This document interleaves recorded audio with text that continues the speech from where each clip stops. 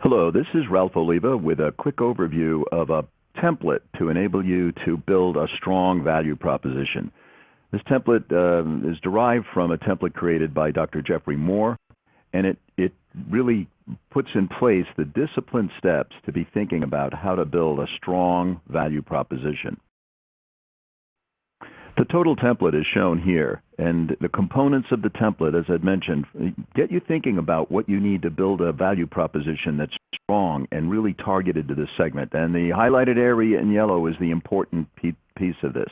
How does this particular value proposition beat? Is it better? Does it save more money? Does it generate more revenue than the next best alternative that a customer is considering at that point in time? So let's go through this step by step.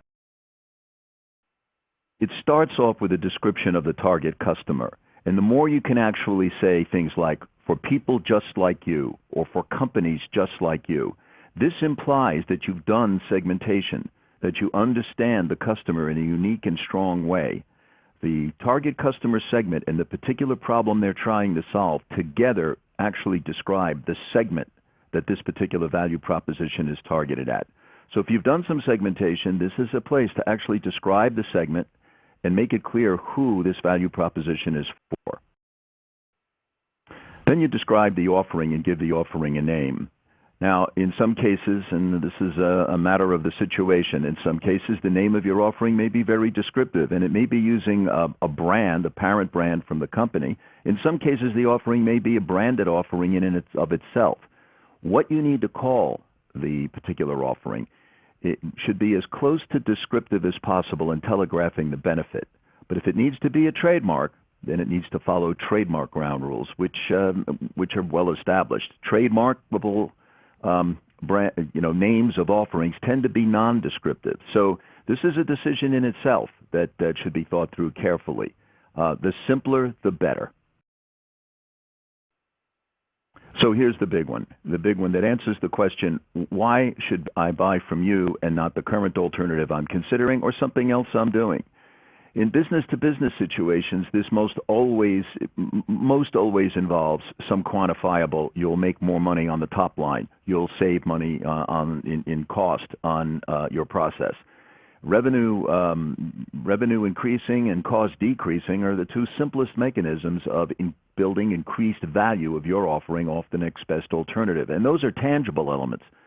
There are also intangible elements, the value of your brand, the value of your know-how. What are the reasons why I would buy from you in this situation as opposed to the next best alternative? You want this as much as possible to be the unique, differentiating, compelling things that are relevant to your target audience that only you and your firm own. Unlike the next best alternative means you acknowledge that you understand what the customer is considering in this case. Now, this document is often used internally and not shown to the customer.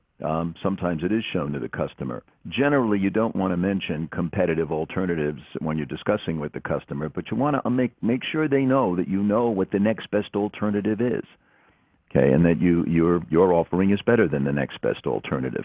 If you're using this as an internal document, you may be putting exactly who you're competing against here. This document is used to create messages. This document is used to enable the sales force. It's used in a lot of different ways. So it's important that you know what is the next best alternative so that you can identify how much more value you're bringing with your alternative. Now here's a place where people get confused, okay?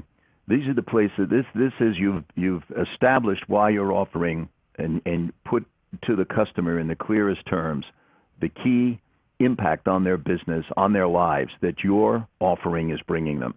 This is why should I believe you?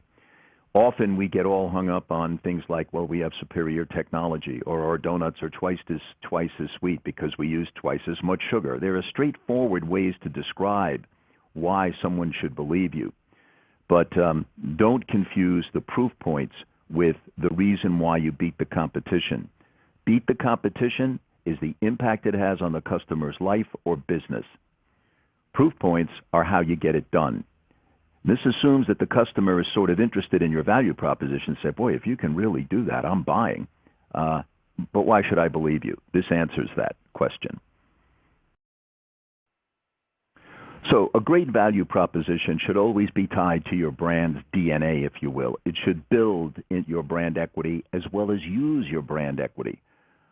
If someone uses your offering in this particular value proposition and they have a great experience, first, two kinds of things happen economically. Number one, you generate cash flow from this particular buy.